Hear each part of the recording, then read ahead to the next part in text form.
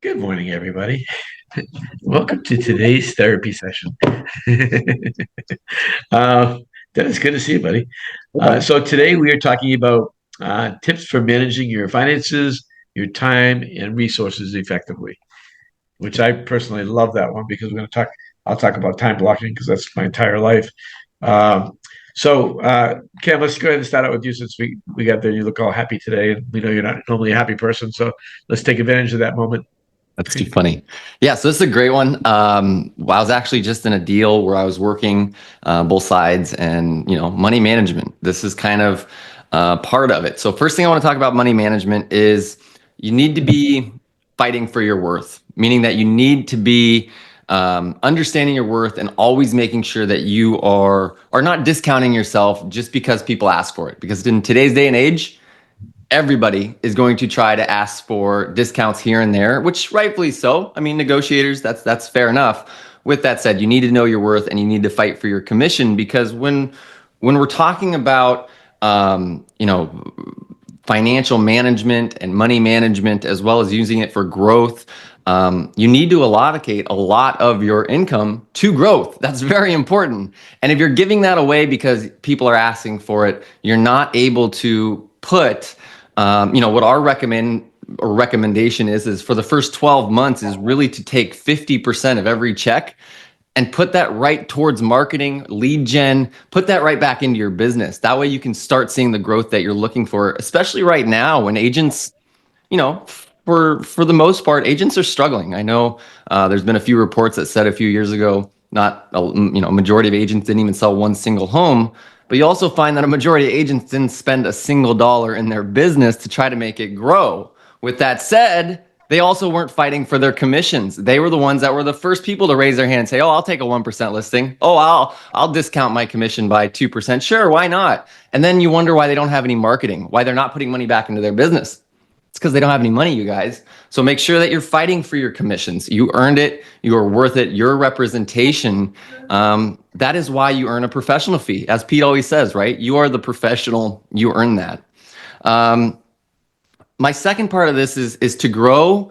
Is you need to be putting a certain amount of that income, every single check, right back into your business. My most successful teams here at NextGen, they do the 50% rule, and I know that might sound crazy. How do you pay for the kids? How do you pay for food? How do you pay for life if you're putting 50% of your income back into work? Well, it makes you work really hard. So that gets the ball rolling even faster. But you guys, it allows you to have more things to do that are money-making activities. Because when you put 50% of every check back into your business, now you got leads. Now you got people to call. Now you got mailers going out that people are calling you. You're going out to do an open house. You're moving, you're shaking because you're putting money back into your business.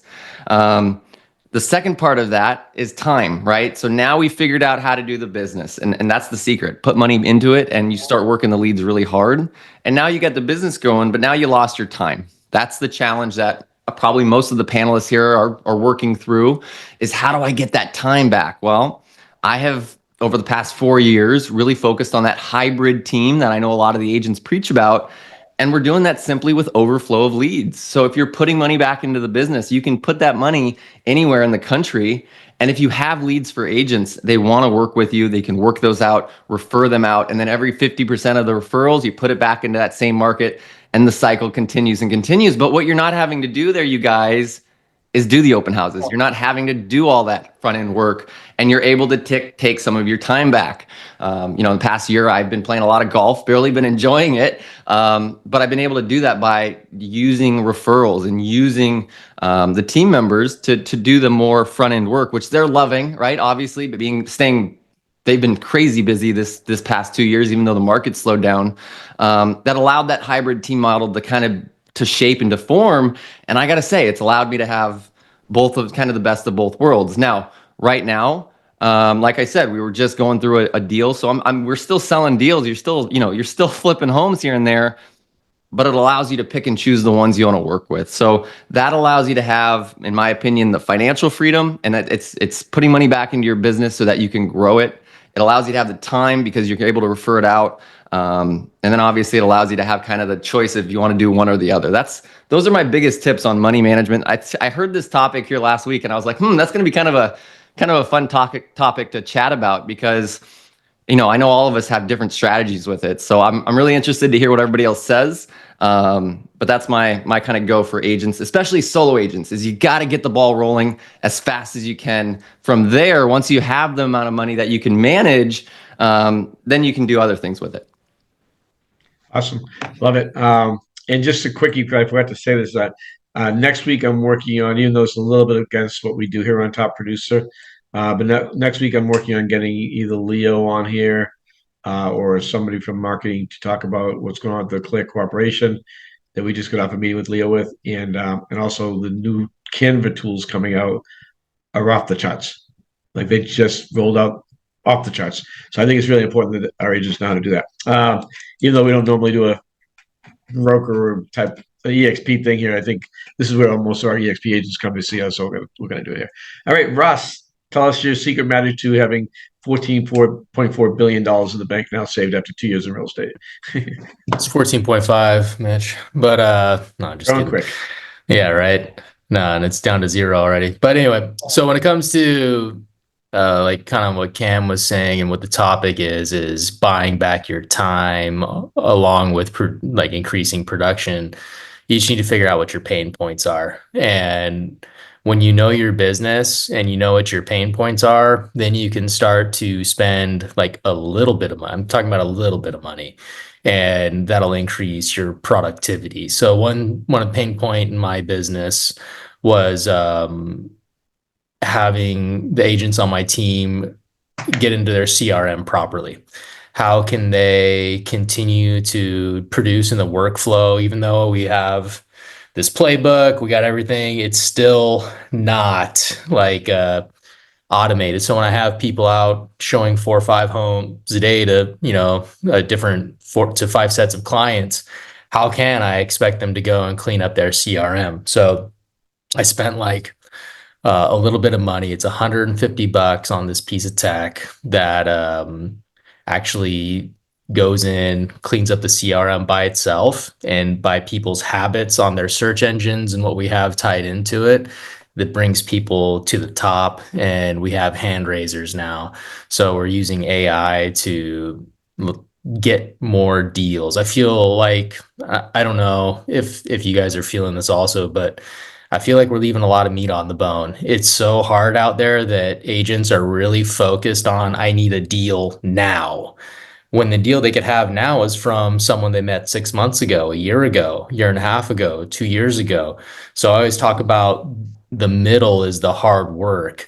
And that hard work is making those people rise to the top, contacting them at the proper time so that you're in front of them and you're helping them make that decision, because sometimes windows of opportunity are very narrow. Some people are ready to buy a house today and then tomorrow they're not, because the opportunity fizzled, the property went under contract, no one was there to lead them, guide them, give them expertise, and now that window is closed. So it is a very narrow window of opportunity sometimes. And if we're not in touch with people and staying in front of them, and we're not the person they call when that perfect property comes on the market, we're not going to be able to sell that house. So that's why I spent a little bit of money to make sure that everyone's going to the top, raising their hand, and we can contact them appropriately.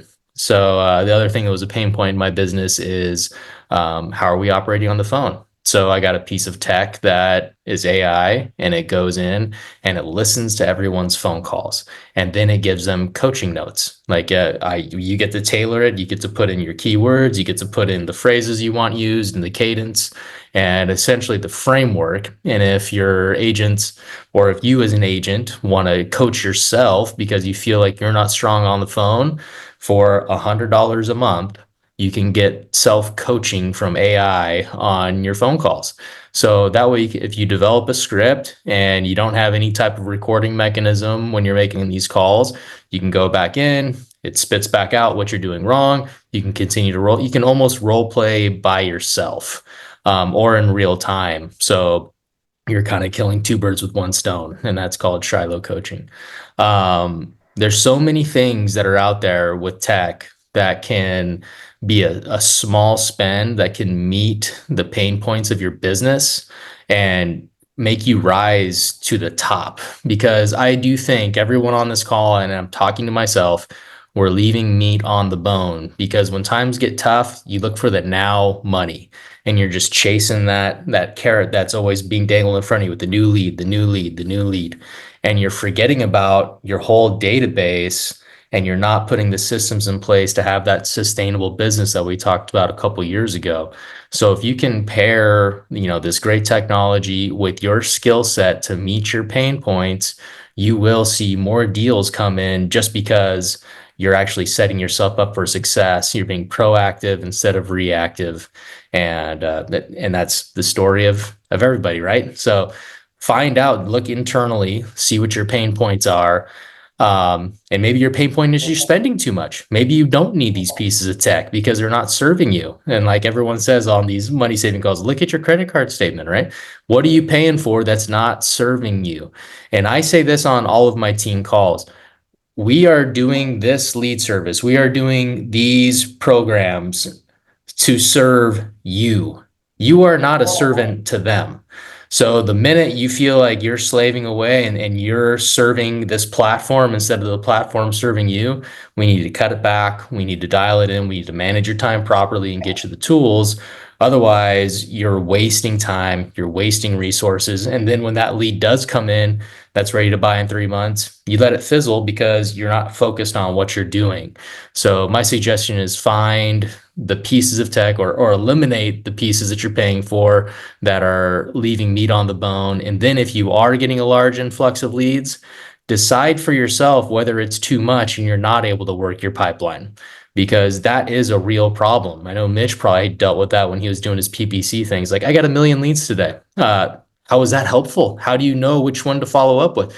Tailor the program so it meets your workflow so you can produce the most for yourself and your family. A couple things you said in there I want to reiterate because they're really important. Because sometimes, Ross, I don't think you appreciate how smart you are. The proactive versus reactive, huge. Like 95% of the agents that I coach are reactive, and they're not running any type of business at all. And secondly is chasing leads. I mean, I can tell you, everybody I know, all they're trying to do is chase new business instead of looking. You guys have seen me do this a million times, looking in your phone, in your current database, because that's where your business is sitting. They already know, love, and trust you. You don't need to find more people. Now, should you be adding people to your database? Of course you should. That should be a daily occurrence, right? However, don't constantly be chasing to the new league.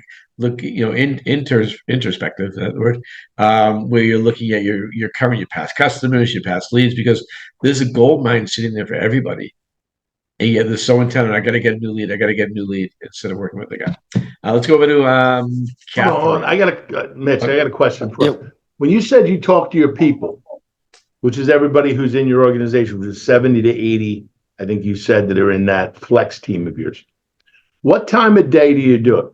Do you do it once a week? Do you do it once a day? Do you do it at night? Do you do it day? What is it that you do? What does that time frame look like to some? Where I'm talking to my team. Somebody was on your team. Yeah, if somebody was in that, if we were all saying we were working for you, when do you do that with them? And how long? Yeah. So I have on Tuesdays, I have my group calls for 30 minutes a day. So I do Desert, I do LA, I do San Diego, I do Sacramento, and I do the Bay Area. So I have 5 30-minute calls with my small groups. Small groups, they're pretty large groups, but we can get a lot accomplished in 20 minutes. What time of the day? That is at from 9, 9:30, 11, 11:30, 12. And so there's 30 minutes, kind of like our weekly sales call, review metrics, review where we're lacking, give praise reports, and then we open up individual metrics for our agents. It's open books. Everyone can see what everybody's doing. I think that harvests good, positive competition and also strong accountability. So that's my accountability call. Wednesday is culture building call. We get on corporately as a group, and I do that goal highlight call. That's where we all catch up with each other on a personal level. There's like 40, 50 people on that call. I don't make that mandatory. People just love to come on that, and it's a good way to network, do inter-team referrals. We hear from our lender partners, and so that's a good culture building call, and that's on Wednesdays at 10 a.m.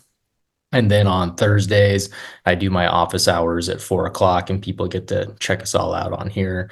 And then Fridays, we have a vendor mastermind. So, So 4 they're to hearing what? So 4 to 5 is a check-in. for 4 to 5, you can check in directly with me if you want to review your USP, if you want to talk about a deal, if you want to review your marketing, whatever it is, all things real estate, I'm there for you. And I have 2 other team leads that have another Alphas hour throughout the week. So you can get one-on-one coaching for 3 hours a week.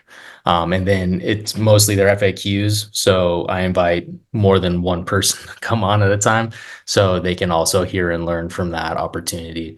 And then Fridays is that vendor mastermind. And then people, I'm on my phone all day. People know they can reach out to me, talk in deal stuff. I do attract mostly newer agents. So we're heavy into coaching and heavy into, in my other team lead, like he's on the phone 24/7, like just helping push offers out to get things done. So it's heavy interaction on our side. And then it's also, with the tech, it's the CRM cleanup, it's how to do the calls, it's training on all sides. So that's what it looks like. I had a question too. Ross, what are the platforms that you're using for those AI stuff? Because that sounds really cool. Yeah, it's called Interface, and that's the one that is the hand raiser and cleanup with the AI. And then Shiloh Coaching is one that I've just implemented. That'll be call listening and self-coaching. That's really cool, man, because that's something that like everybody could use, is having someone listen to their calls.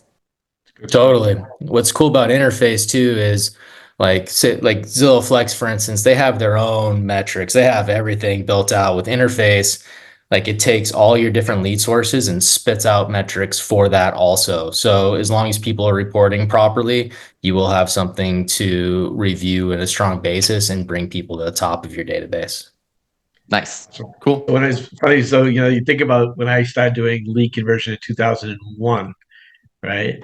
And I remember having my brokerage, we'll say 2005, and me and Julie Inman, when we started our ISA department, we'd have literally this gigantic sheet, all handwritten notes, color coded. Boy, life has come a long way, right? We'd actually have to get on the other end of the line and listen to the calls. Gotta love America. Catherine, so tell us your finances, time, and resources that is making your life fun. Okay, so I am a solo agent, and for me, I know for a fact what allowed me to get to do about $30 million a year and to actually have long vacation is the fact that I decided to hire 2 assistants, and they each have their own role that they're doing for me. One of them is with me in my office, and we work together, and she's an agent. And my other assistant is in another state, and she takes care of my marketing, my social media, and she takes care of everything once we are in escrow. And what that has allowed me, number one, I am not good and I do not like to do certain things. So I think where I was smart is to realize this and hire somebody to do that. And it's scary because when you first start, you don't have the money. But I know that if I didn't have my assistant, I might do maybe 10 million a year. And I'm not even kidding, because I'm not somebody who is very efficient, effective. I'm not quick at doing things in general. So by having 2 assistants as well, is that when one is in vacation, I still have one. I can still function. When I'm in vacation, they can handle it without me. So to me, that has been, I feel, my best decision in my business to generate more money. And in terms of when I look at my business, it is 90% of repeat or business or referral. And again, I'm not techie, I'm not organized. So this is what I have.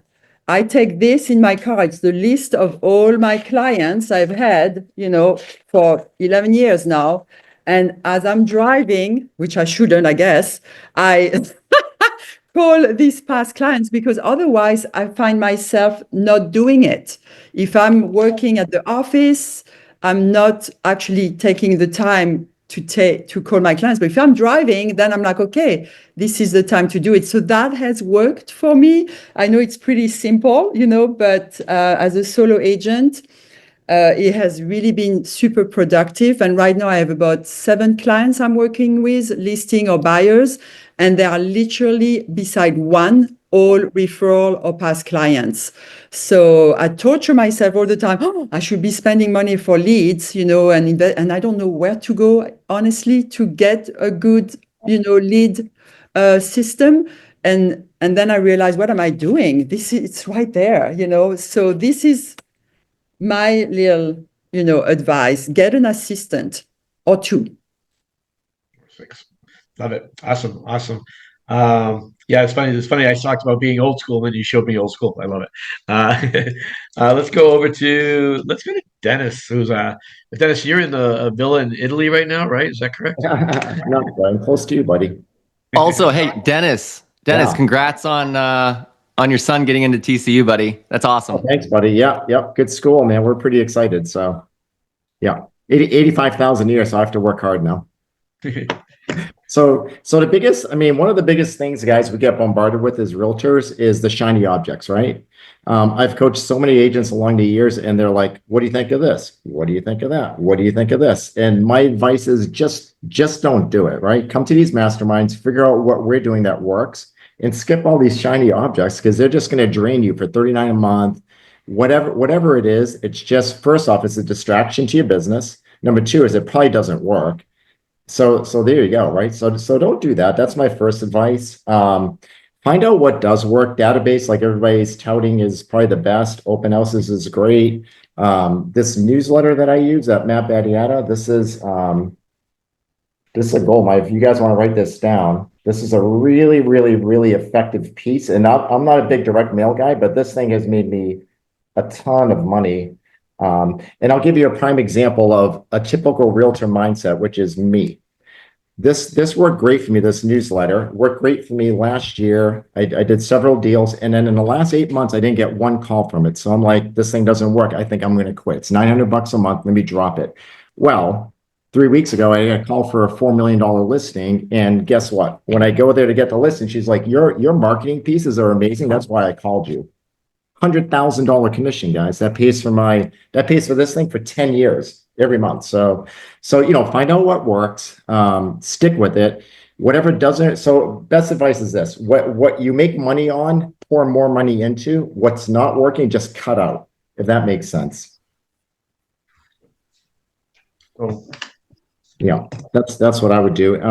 Another thing is, save for taxes, you guys. We're notorious for not paying our taxes at the end and being short. So, every deal you have, put a little bit away, just a little bit for taxes, just so you're not stuck at the end of the year. Yeah, I've made that mistake a couple of times in my life. All right, good stuff then. Let's go over to who's next. Let's go to Mr. Craig Galerchi. Hey, you know what? I've heard it through the years, and you can make yourself go broke with your ego. All right. It's not a matter of what you sell, it's what you keep and what you do and what you reinvest. And that when you do have a lean time, that you're still functioning with that reserve, because the function on 0 and negative sucks. It will drain your energy, it'll drain your clients, and you'll get commission breath. And we've talked about that. You also have to be willing to change yourself and re-break your systems. We're not all perfect. I'm not perfect. And I've learned more, as we go through it, since I've been with EXP in 4 years after 32 years in this business. But one of the neat things that we've actually done is, and I think it was about 3 or 4 months ago, Pete brought Matt Palmer on. Okay. And him and I really bonded. And you know what? I decided to take a faith of leap between my accountant and the other guys I had. I fired everybody else. I kept my accountant. I have my VA. And I said, you know what? I'm going to do one full year to see how it goes. And I'm not allowed to touch anything, change anything other than cut things and have them implemented the way a true business runs with profit, loss, and everything that goes down. I found that how many people wish, or did they do, that when their money comes in from EXP or whatever it is, it gets dispersed so you can't see it. Matt Battiata says it all the time. Don't live off the money, live off the transactions. But when it comes into account, all of a sudden it goes, it disappears. You can't see it. So now you're at zero into one account. But meanwhile, there's a system, and I didn't even know it. I'm used to going to the bank in my area. There's a thing called Relay, a bank called Relay. All right. All your money can go there. And when it hits your operating account, it then disperses in percentages. So much in taxes, so much into profit, so much into payroll, so much in bing, bing, bing. And it's already set up. So your income account reads zero, but yet all your other 9 accounts are all broken down and they're done in percentages. It's free. It's actually free using this bank. And if you don't have a bookkeeper, and I don't care how small you are, you're not. If you're really good at that stuff, great. I'm not. We're talking about how to keep your dollars and how not to waste dollars. This is a sparkly thing. This can distract me. And what I've done is now put myself in a realm that I'm not allowed to buy sparkly things or do business investment things without going and talking with the bookkeeper or the persons in charge. Because what it's done is it's given me the credibility to say, 1, no. 2 is I can't knee jerk. 3 is I can't feel bad that somebody's trying to sell me. And now that's my approach. And I say, look, I'm here to gather information. I'll discuss it with my board of directors. They don't know who my board of directors is. Learn to say no, like Dennis was saying. It's not easy. We all have this huge ego. We all want to do this. Just because we're doing it doesn't mean it works. But focus on the dollars, focus where it's at, focus on what you're wasting, then take that money and then reinvest.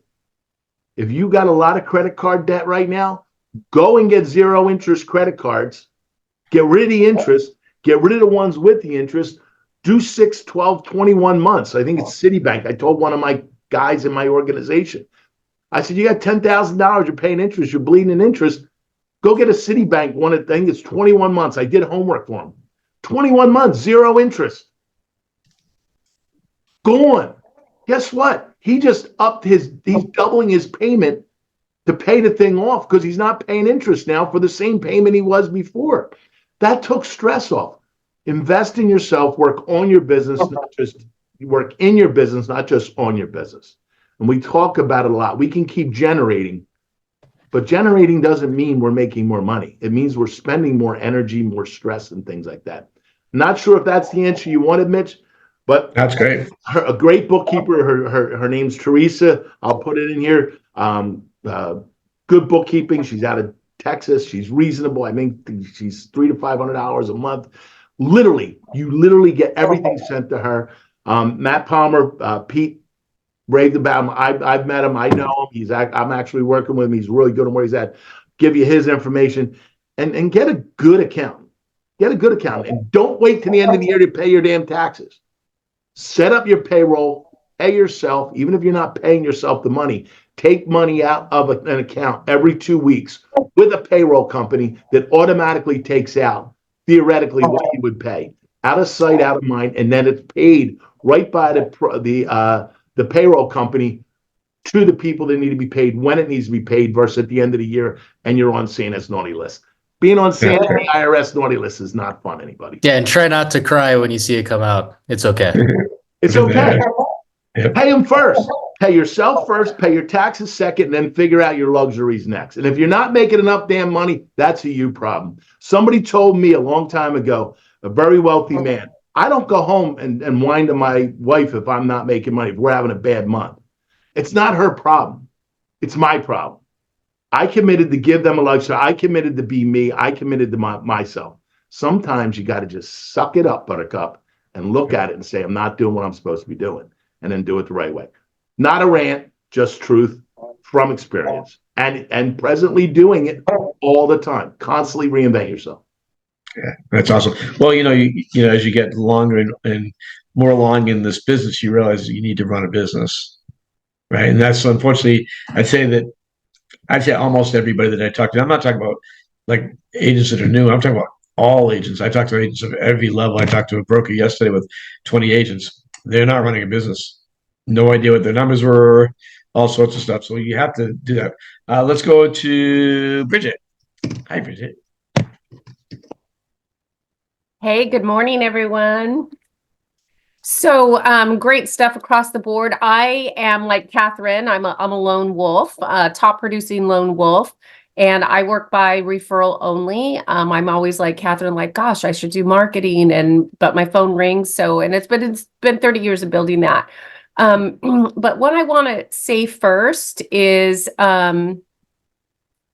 literally talking to all agents, you have to master your time. When I came aboard to EXP, Pete and I have had conversations and, talked about scheduling and then having the time to recruit. And it comes back to having a schedule, period. And he is right. And I am one that pleases my clients, pleases everybody, can run myself ragged, shiny objects with, things that everybody's selling to realtors, taking care of my clients' businesses and their real estate goals, because I do commercial, so it's business needs. We're talking to attorneys, CPAs, and I'm always taking care of them. And I've really had to learn, and everyone has to learn, you have to take care of yourself in your time. There's what is this guy's, Noli Williams or something? He has the 3-hour workday. And that's how you don't run out of deals. You have to budget your schedule,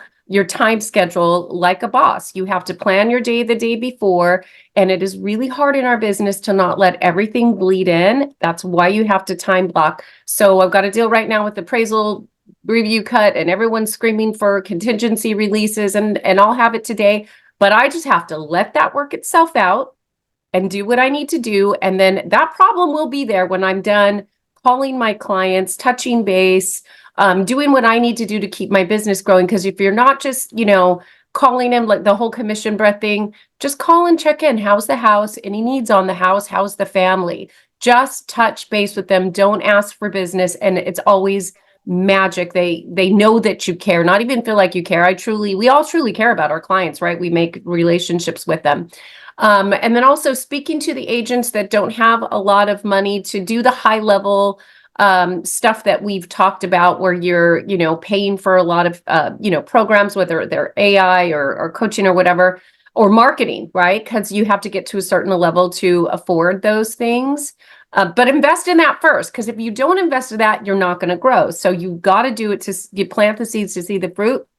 But I've always said there's check equity and there's sweat equity. Your database is your gold mine. You're panning for gold for the people you've already worked with that know and love and trust you. Call your clients. That is the easiest way to get a deal. It's tried and true. Open houses, like they said, are the second best way. And then the old art of even door knocking and having a farm and doing a CMA is still there. If you don't have the money to invest, then you can at least print a great CMA or a newsletter and go knock in the farm that you want. Make sure your farm, you should do it where you've had success. If you have, sold a house recently, and you should work with your title company to see if people sell, because you have neighborhoods that no one ever sells. So make sure that there's that turnover. Be smart about your time. Even if it is sweat equity, you want to make sure that you can get out there and do it. And that it's a neighborhood that people do sell, because there's a lot of neighborhoods that like, wow, I'd love to farm this, and people just don't move.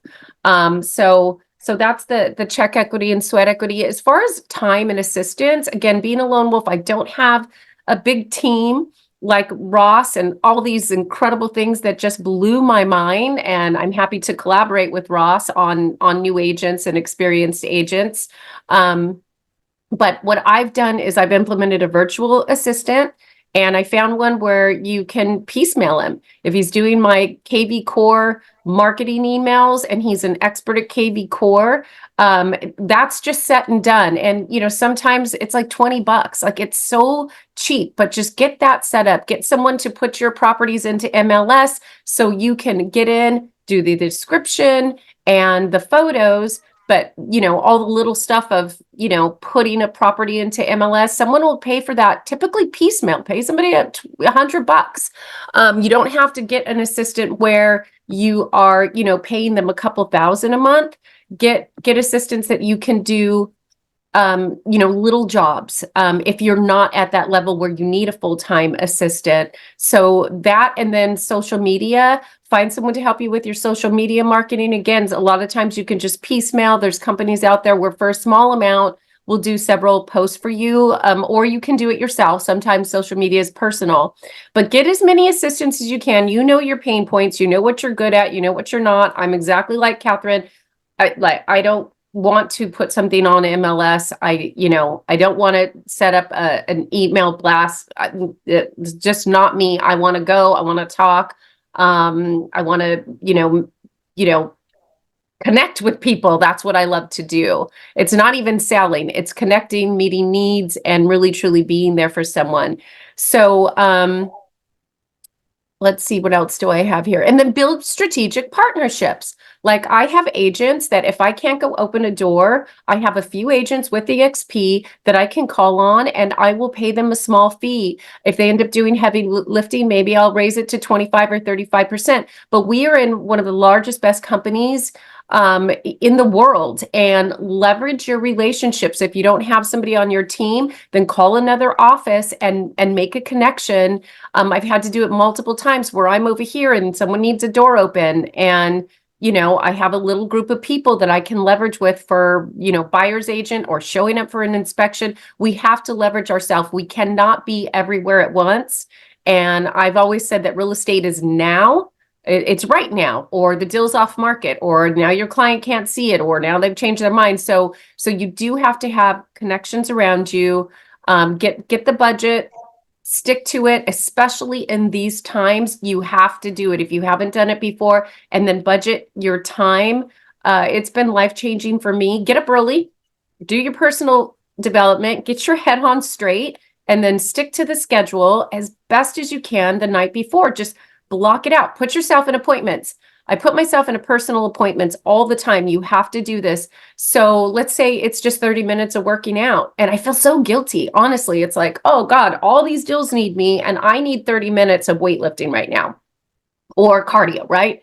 And I have to literally tell myself, this is my appointment for me. So whether it's your taxes, whether it's building out your marketing, whatever it is you're doing for your business, that is a legitimate appointment.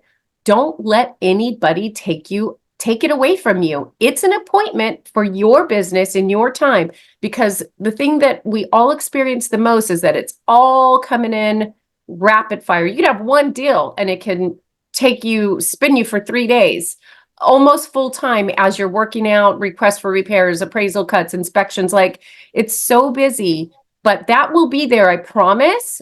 Block your time and then get to it and do business building activities.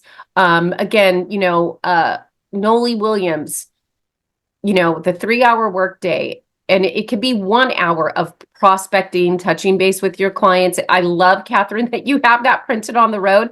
I've done that so many times with so many different things. I don't do it with my real estate clients, but I think I just might, because you don't even have to do it while you're driving. You can stop for a cup of coffee, charge my Tesla, and just go through that list and touch base, because that's where the gold is in your existing relationships. If you don't have the budget and aren't paying for leads from all the various sources. So do what works, stick to it, and value yourself and value your time in your business. You literally have to put it above. We're building everybody else's wealth and building their dreams and goals. We have to draw the line and literally value ourselves and our business and our time so that we can be healthy and keep going and build our wealth too. So you really just have to put your foot down and focus on your time, and then that'll give you the ability to do the budget, find new programs that work for you, clear out the old ones, and you know, do your marketing and everything. You just got to budget the time to keep it going, and then you won't run out of deals if you're touching base with all your clients. They come in, and again, I know there's so much more high level marketing from these gurus that we're with right here, right, Cam and Ross, and like there's so much that is out there, which is valuable. But if you're not there yet, or you're a single agent, you don't have a team, stick to the basics, do you first, and then take care of your clients' needs. Awesome. Awesome. You're always so full of good wisdom, my dear. I don't know, is it? I feel it's so low level compared to all this like incredible stuff, but it is the basics for a solo agent. Like, I don't need a full-time assistant. I probably do and haven't done it like Catherine. You know, but it's working, and you know, I'll get there. But these are the things, just piecemealing the things that I hate to do but need to get done swiftly and need to keep running. You know, there are virtual assistants that can help with all of this, and they're not costly. And then even that stuff frees up your time to do your prospecting. That's number one. Budget, money making items are prospecting, period. Whether it's on the street, on your foot, or on the phone, that's what you have to do, period. Yep, it's pretty simple. Awesome stuff. Let's get over to Pete. Look at him all dressed up in his nice little suit. I'm all dressed up. Sitting in his house by himself. Nowhere to go. Weird. No, I'm joking. I'm dressed up. I'm ready to go. Just listed a house 5 million, and I am shooting video over there today. So if anybody knows someone that wants to move to southern Nashville, this is a dynamite house. 6 bedrooms, 6 full baths, 2 half baths, 8,453 square feet on the golf course with a pool, spa, fire pit, entertaining area. Unreal. So that's going to be priced right at 5 million. If you know anyone looking in Nashville, send them my way. This is going to go fast. Anyways, so I was listening to everyone. I think those are great tips. The key tip I would give is really understand what your ROI is. And everything has to have a return on investment, or you shouldn't be spending the money. And this is the type of market where it's been going in spurts. There's highs, there's lows. You have to stay positive. Everybody's on edge. Everybody's nervous. Everybody's fearful. You know, keep people pumped up. You know, as Bridget was saying, she made the right point. Stay in touch with them. Stay in front of them. Reach out to them. See how they're doing. Because if their house isn't selling right away, they start to panic. And you don't want that. You know, I had a call from one of my clients last night, and she said, you know, I feel we may have to go in a different direction. I said, I'm a little confused. Have we been on the market a year? No, we've been on 39 days. 39 days. And I said to her, you know, 2 weeks ago was a monumental financial situation in the world, and it made a lot of people go to the sidelines. Well, she said, well, we've only had 4 showings. I said, okay, so what does that tell you? You've had 4 showings. You've had 192 views on all our proactive marketing. What is that telling you? That typically states that you're 5% above market, you guys. If your showings are falling off, you're 5% above market. So sometimes you have to just calm these people down. They said, well, will you release us from the contract? I said, no. That's why we have a contract. This isn't for me to set up other agents to succeed. This is for me to succeed and to help them get to where they want to go. And that's it. You know, a contract's a contract. You know, getting back to the ROI, look at what you're doing marketing wise. If you don't have a marketing budget for a year and you don't understand your ROI, stop it immediately and reorganize. You know, you don't have to do 10 things well. Do 2 things really, really great. And get good on the phone, get good at touching people, get good at really connecting with them and bringing them up to speed on where the market's at. Be informative, be educational. That's really, really important right now, especially when there's fear in the air, right? When there's fear in the air, you have to really talk to your sphere. I'm not trying to rhyme today. So these rhymes come out naturally, Mitch. I'm like a white rapper or something, right? So this is really important. But, know your numbers, know what your expenses are, stay conservative, but stay consistent and stay committed. Those would be my tips. Awesome. Love it. All right. I get a bunch. So like I literally can sit here for the next 6 hours talking about this stuff because it's right up my thing. So I'm gonna just reiterate what Pete said. By the way, Pete, you're a great example about what we're talking about because I remember in January you said to me, I gotta sell some houses. I've been so busy with EXP luxury and all this stuff. And then what did you do, like $40 million in a month? Yeah, 45 million in 34 days. So, yeah. So my point is, so what Pete did to what everybody else is talking about here is Pete said, all right, buckle down. And I will tell you, I've hung out with Pete way too many times in my life and we have way too much fun. But during business hours, if I'm lucky to get 3 words in edgewise with Pete, it's almost impossible because he's Captain. He is you in the car. We never talk in the car. It's complete silence except Pete talking to his car. Hey, I got a great opportunity. And he always, it's really impressive. But here's a few things I want to talk about. One is, and I'm not going to go over your numbers because you have to know your numbers. If you're running a business, you need to know your numbers. End of story. Right? Most important thing. I always start everything with a routine, and we're going to get into why I do everything. So I start everything with my routine because my routine gets me into my whole flow of business during the day. So I start off with, I'm going to tell you what it is real quick. I start off in the morning with an hour. I get up at 5 o'clock. And right now I'm homeless, so it's not right now, but my general day when I'm not homeless, I literally lay on the couch with my dog for an hour, have a cup of tea, and watch a crime show. Totally mindless love on my puppy. I love my puppy. And that's my first hour. Then I go on the Peloton for 30 minutes. Before I go on the Peloton, I make my olive oil drink, which is my energy drink that I do every day. And get on the Peloton, get out the Peloton after 30 minutes, do my shot of my drink, work out with weights for 15 minutes just to keep my girlish figure. And then I get my shower, take my shower, end my shower with a 3-minute cold shower almost every day. I'm not perfect with that because sometimes I just don't feel like doing it. And then I get my car. It's a 30-minute drive to the office. I listen to comedy the entire way to the car. To the work, I laugh my ass off. I'm that moron in the car going, looking like a fool because I just laughed the whole way. Get to the office. I play my guitar for 30 minutes. If I'm working on a book, which I'm starting a new book this week, actually, I spend 15 minutes writing. And now it's 9 o'clock and I start my first appointment.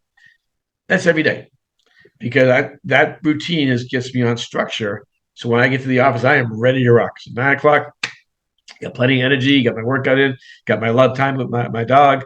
My wife's obviously still asleep then. I would give her a kiss goodbye, but she's always sleeping.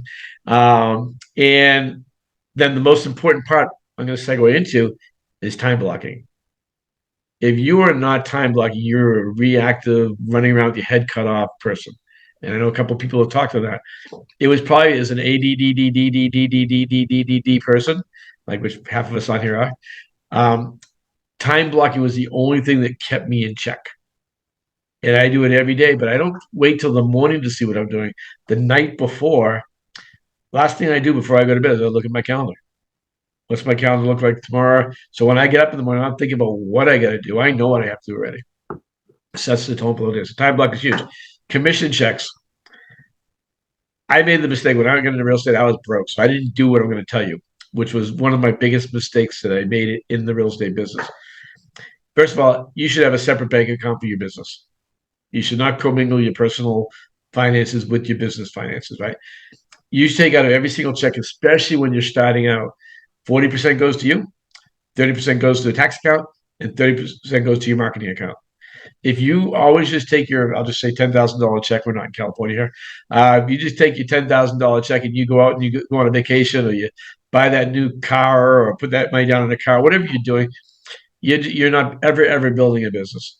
Because eventually, if you want a truly sustainable business, you have to use money, whether it's hiring people or to do the $10, $15, $20 an hour jobs. I guess California, that's like $45 a job these days, right? Is that minimum wage in California, $45? And then, but if you're not ever building a business, you're never building a business. I know that sounds kind of weird, but it's really the fact that I see so many people, a year, 2, 3, 5, 10 years in the business, and they still don't really have a business, right? They're still working in this reactive world. And what we found is like the last 10 years, the market has been pretty good. So you have all these people doing, like in my area, $20, $30 million a year. Now they're doing 5. They're like, what's going on? I go, well, you didn't do a business. You built a crappy job, right? So build your business. Next, just to take you piggyback on what Ross said about database, your database is your business. Master your database. Get rid of all the shiny objects. I think Pete said about shiny objects. Shiny objects are just going to take your money. And I can tell you, I've spent about $1 million over the last 24 years on shiny objects. So I can tell you, what works? None of them. There's no shiny objects that work. You listen and hear the things that we've tried and tested. That's what you want to be using, right? Don't use the other stuff. And then 2 more things, and then I'll open it up for any questions. Leverage yourself. After your first 5 transactions, you should never, ever, ever, ever do contract to close again. You need to be having a transaction coordinator doing that. You should never be putting a listing in the MLS. Right? You should never be doing that. How do you value your time? Like when I was selling houses, way more than this now, but I was like, as long as I'm making $250 an hour in my brain, I'm good. So if I make $250 an hour as my minimum baseline for my business, why would I do a $20 an hour job? Right? My time, I'd rather be playing my guitar or be on the golf course than doing $20 an hour jobs. Right? This is all about building freedom, because ultimately, and you guys know that's what I'm teaching these days, is freedom. Ultimately, if you're working 80 hours a week and you're not enjoying your life, then what the hell are you making all the money for? What stupid is that? What are you doing it for? So you can drop dead and somebody else is going to spend it for you? Enjoy your life. Build a business that works for you, not that you work for the other. Now there's one way to do that. And this is if you get nothing out about what I just said, I want you to do this, and by this goes for my panelists here too, because it was the biggest life-changing moment of my business and most of my agents. Many, many years ago now, I think I had 20 agents at the time. I was just seeing myself, I was working 18-hour days, and I was like, I'm going to die here. And I saw all my agents just complaining about everything all the time. So I made everybody track every minute of every day for a week. And I just did this with one of my coaching students. Check every minute of every day. My coaches that we just did this with, she's working 3 hours a day. But she thinks she's working 10. Well, she is working 10. She's not time blocking. So it's taking her 10 hours to do 3 hours worth of work. I will tell you that I do 60 hours worth of work a week. I do that in 30 hours. So I'm able to accomplish more because of that. But until you know where you're spending your time, you'll never fix this. So if you check every minute of every day, even my 16 to 18-hour days that I was working was 10. So I really did this exercise. All my agents are making $100,000 plus 3 to 3.5 hours a day. Not one of my agents worked more than 4 hours a day. Not one. So you really have to take a hard look. Are you building a business that works for you, or are you building a business you work for? Do you want a crappy job, or do you want to own a business? I will tell you, almost every realtor I know, even some of my best friends in the business, do not have businesses. Now, what they do have is amazing egos. And so they live with this ego. This is the biggest ego business in the world. I would take the realtors have a bigger ego than a professional baseball player. You got to get rid of the ego thing. Like, one thing, if I've learned anything, is like, personally, I look in the mirror, I look at myself, I'm like, all right, this is what you look like. So you don't have an opportunity to have an ego. Just be funny, because that's all you got. But ultimately, if you really try to grow your business, get rid of your ego. I was on a call with a broker yesterday, helping her join EXP, and it was all ego based until I finally got her to let go of the ego, and she almost cried. Right? She realized she wouldn't admit to herself that she wasn't making any money, that her life was miserable. She's working 80 to 100 hours a week, and I said, "Look, you're not running a business. That business runs you. When's your last vacation? 2 years. Right? How many kids you got? 4. When's the last time you hung out with them? Well, Christmas." So anyway, that's all I got. We got about 5 more minutes here. Anybody else want to make any more tips or any questions we have on here? After I'm done lecturing the world on your lives suck and it should be better. I got one real quick. Good. So one thing that we didn't talk about, I know that Craig talked about payroll, which is super important. You can do so many things once you start structuring payroll.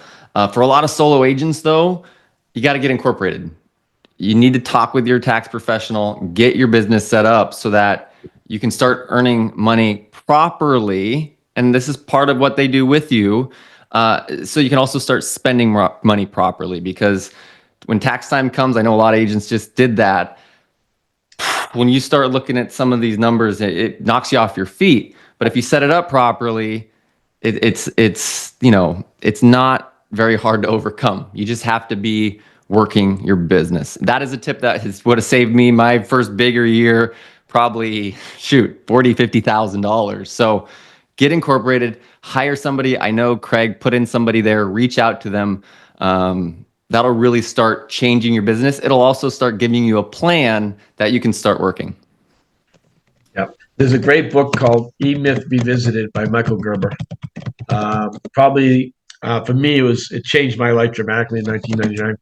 And it just talked about, you are not an accountant, a marketing person, a salesperson, a manager, a coach. You're not all that, right? You're good at something or one or two things, and that's what you need to be good at. And then all the other stuff you should be exporting out, or outsourcing rather. I'm writing down the book real quick. E-Myth Revisited by Michael Gerber. And what it talks about most small businesses are technicians, right? Most realtors I know are technicians. They're not business people. And again, I'm not saying this to be mean by them. It's just what I've observed over 24 years of running companies. And the reality is real estate's one of the easiest businesses I've ever seen in my life. I don't understand why people don't sell homes. I have no grasp of it, because it's generate leads, nurture them, create a sale, and create a customer for life. Pretty simple, right? Anybody else? Craig, Catherine, Pete, Bridget, anybody else want to mention anything? I think just stay positive, keep dialing. Remember one thing: contacts equal contracts. The more contacts you make, the more contracts you'll write, and you'll get going. You can dig up anything at any time, anywhere. Just manifest it, attract it, reach out to people, have real conversations, make it all about them, and then ask them open-ended questions. Who do you know is looking to take advantage of an opportunity immediately? Who do you know who wants to diversify their portfolio? How does your portfolio look? If you could live in any place in the world, where would you want to live? And anything they say, something that's interesting. I have a connection there. That's it. I want to work with a short, funny guy who's bald. I have that guy for you. There he is. Whatever it needs. I want to work with a young guy who has to put on sunscreen all the time with a microphone. I got him. Whatever it takes. That's it. So that's what you have to do. I think you have to be a resource. You have to keep reaching out, because here's the deal. Nobody feels sorry for you. So stop feeling sorry for yourself. Just go do it. Go make it happen. Don't listen to all the critics or all the people saying that the market's not good or this or that. There's a market at every time. Mitch and I discuss this all the time. People do not stop dying. People do not stop getting born. People do not stop getting divorced. People do not stop getting transferred for their jobs. People do not stop losing their jobs. People do not stop outgrowing their house. People do not stop downsizing. Think about it. There's always a market. You have to get in front of people. You are not James Bond. Don't be a secret agent. Get in front of people. Make the contacts. Yeah, awesome. Love it. And we'll end with that, because that was perfectly said, Pete. Next week, I'm working on this. There's no guarantee I'm going to work on it in the next couple of days. I'm going to try to get Leo on here to have a conversation about the Clear cooperation that's going on around the country right now, because I think it's important we all hear it. And I'm also going to try to get somebody here to talk about Canva, and maybe even just all the lead generation tools. I want to get next week is going to be more of an EXP event, but you can bring anybody, because the Clear cooperation is realtor wide. We don't care. And the campus, you can bring people that are non-EXP. We don't care about that. But I want to bring on some stuff. This is our best forum to get a hold of all you guys and stay in front of you guys. So, I'm working on it. No guarantee. If not, it'll be our regular session, but I'm going to try to make it a little different session for next week. Have a great week, guys. Happy everybody. Easter, See you guys. everybody. Bye. See you guys. Then Happy Easter. Easter. Oh, yeah. joyeux Pâques. Bye.